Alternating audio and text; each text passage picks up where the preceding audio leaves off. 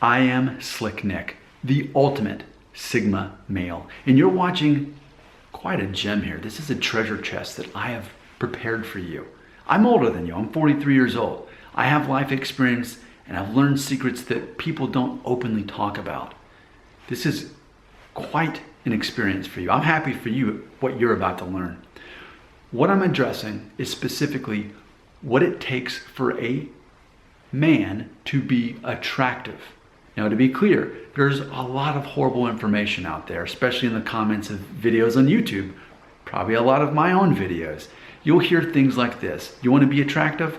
Well, you need a full head of hair. You need to be well above 6 foot tall. You need to make $200,000 a year, or if not, be a millionaire. You need to drive a sports. They have this whole superficial list of things.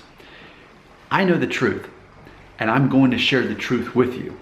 And I'm very excited to do this because I'm doing this in a way that we're not only looking at what does it take to make a man attractive, but we're going to also cross-reference that with the 7 deadly sins, which are totally in tune with what it means to be an attractive male. And then we're also going to look at what ultimately identifies as masculine energy versus feminine energy. I am so excited to be able to share this with you, and you're excited right now because who's telling you this? Is your father telling you this? Your grandfather? Do you have an older brother?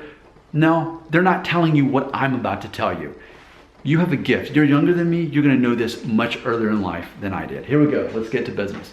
So first, we're going to look at the masculine traits. There's about 10 of these. I came up with these several years ago. I researched and found that ultimately these traits are what people look for in men to find them to be attractive. Here we go.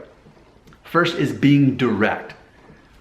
When you are communicating, you are not kind of guessing around things. No, you're telling them exactly what's going on.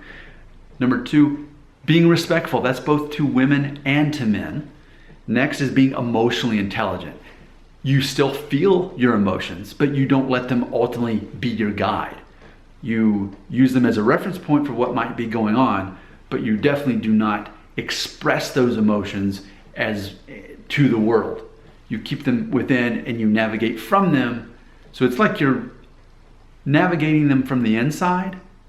You're not repressing them. You're acknowledging them on the inside and making decisions based on what are my emotions telling me, but you're not expressing them out loud and showing that you're anxious and fearful and all these things. That's not how you carry yourself. And ultimately, you don't see yourself as a victim. You see yourself as an overachiever. So it's things like that. Being in control of your own emotions versus them controlling you. Next is being a good communicator. Next is being healthy / fit / well-dressed. All of those go together. People notice that.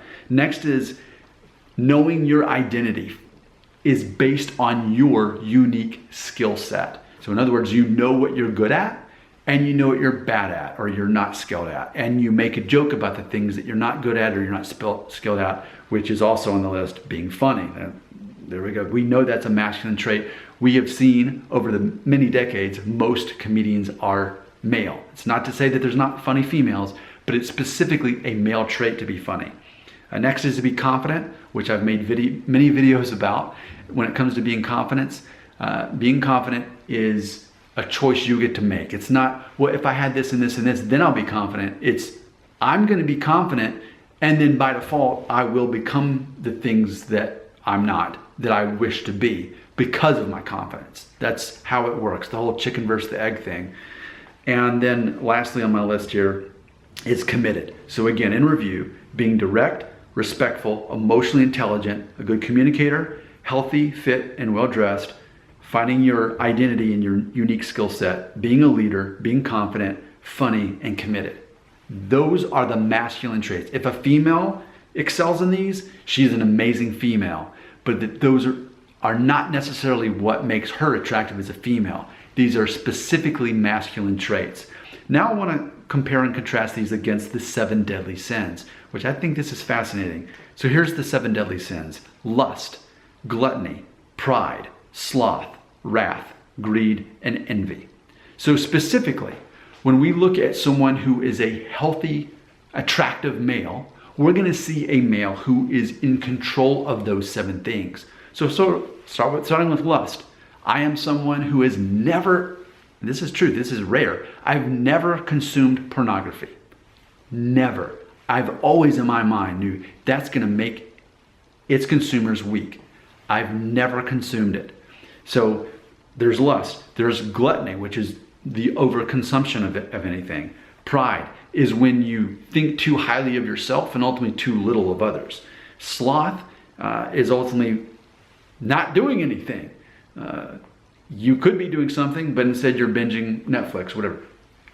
Making good use of your time. I'd say time management goes in that as well. Wrath, which would be anger that you have not figured out what to do with. Anger is a human emotion. It's one of the major ones. And it's important that you understand why you feel angry. When you feel angry, it's typically a sign that you feel that there is a lack of justice. So then you have to unpack that and ask why. But a man who acts in wrath and rage clearly is not as masculine as a man who's in control of his own emotions and his own physical energy, therefore. Next is greed. And then lastly, envy. So specifically, when you're a man who's in control of those, you are a man who is more attractive because ultimately you're more disciplined. And a man who has principles and rules that he lives by, that he's not willing to compromise on, makes that man very attractive. So specifically, now I want to talk about this, and I'll probably put it in the thumbnail for this video. I specifically personally have come to the belief that alcohol is a feminine trait, as is tobacco, as is scrolling social media, as is drugs. These are all things that ultimately make you weaker because you're not in control of yourself. That vice is controlling you. And I could mention pornography in here as well, which again goes back to lust. But specifically, we can see that these are dopamine sources. They're artificial dopamine sources. So for me, I walk in a whole hour every day, and then often I'll run an hour. I'll be at the gym. I try to have 2 hours a day of constant movement and cardio or weight training. And for me, I get dopamine from that. I get dopamine from seeing the end of a day of work, and I can think, here's what I got accomplished today. I can look at my family and think, this is hard work, being a husband and being a father, but look at the rewards from this. So I get dopamine the old-fashioned way, not the new way where it's instant. Specifically, we all know, scrolling social media, looking for notifications, trying to feel special from that. That's fake dopamine. And we are not wired as human beings to have that much dopamine, and then we get addicted to it. So in controlling the 7 deadly sins, you actually become more masculine. So again, at this point in my life, I've had 0 alcohol, and I think over right at 5 months now. And I didn't drink much at all last year either. To be clear, I never was drunk, but it was a matter of I always had a little bit every day, or just about every day, a little bit. But now my body's not having to overcompensate for the hormones that ultimately change from that. So dopamine fast, that's the word. Well, I'm living in it because I'm creating my own old-fashioned ways of getting dopamine, not the ways that people are ultimately becoming anxious and depressed because they're getting too much dopamine. Now, I want to close this video by talking about feminine energy and masculine energy. So feminine energy is usually identified by chaos, conflict, and emotional conflict. Okay, so again, chaos, conflict, and emotional, turmoil is really the word I'm looking for. So chaos, conflict, and emotional turmoil. Now, we can see this in shows like The Bachelor. We can see this in romantic comedies. We can hear this in pop music and country music. Usually it's this unsettled feeling, there's this tension, and that draws in a feminine crowd. I'm not making that up. You can look at who's watching rom-coms, who's watching The Bachelor, who's listening mainly to country music and pop music. It's mainly a female audience. Why is Taylor Swift a billionaire? I just answered that question. She's catering to that feminine energy. Well, what is masculine energy? It's the opposite. Instead of chaos, it's calm. Instead of conflict, it's stability. And instead of emotional turmoil, it's logical solutions. So that is masculine energy. Calm, stability, logistical solutions. And that's what tends to attract males. I mean, I can think of the Rocky series.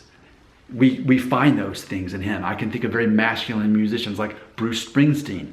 This is what you're going to find in that. Bruce Springsteen is often in chaos, but he's finding stability. He's looking for that stability. Whereas feminine energy is more that you're immersing yourself in that chaos. So it's the complete opposite. And I would even close this video by trailing this back to abundance mindset, which is future oriented. It's focusing on what you do have, and it's focusing on what you can control, versus scarcity mindset. You're more focused on the past, you're focused on what you don't have, and you're focused on what you can't control. So to sum this video up, there you go. That's everything you need to know about what it takes to be an attractive male. Someone who is very disciplined and in control of his own body and his own decisions as it relates to those 7 deadly sins. He possesses those 10 masculine traits I mentioned at the beginning of the video. He has an abundance mindset, not a scarcity mindset, and he carries that masculine energy as opposed to that feminine energy. So, and then by default, he's not addicted to vices like alcohol, and I would even say specifically, because this is how I live my life. It's not that I'm not addicted, it's that I don't even consume alcohol or tobacco or pornography or drugs or scrolling my phone. Those are things, or even being addicted to stress, which often comes out in seeking validation of your identity by working too much. So those are things that I refuse to be involved in, because ultimately it makes me in control of my own life. This is everything you need to know about actually being attractive. I would love to hear from you in the comments right here.